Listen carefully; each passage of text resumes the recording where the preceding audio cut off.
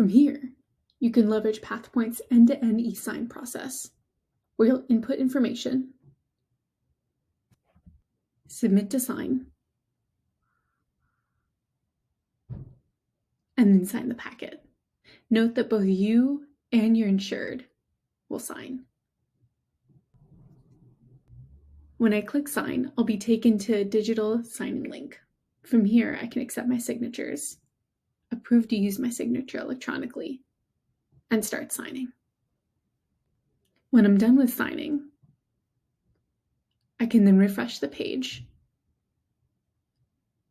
and access the link to send to my insured so that they can sign as well.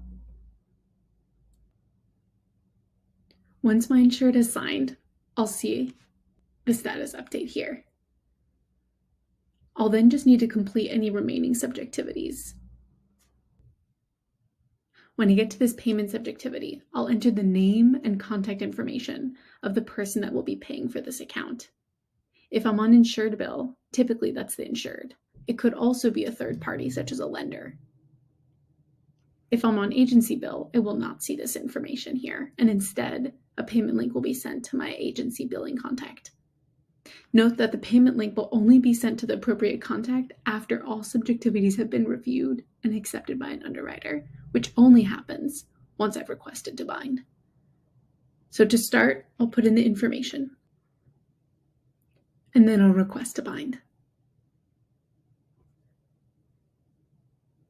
Within 4 business hours, I'll hear back from a Pathpoint underwriter.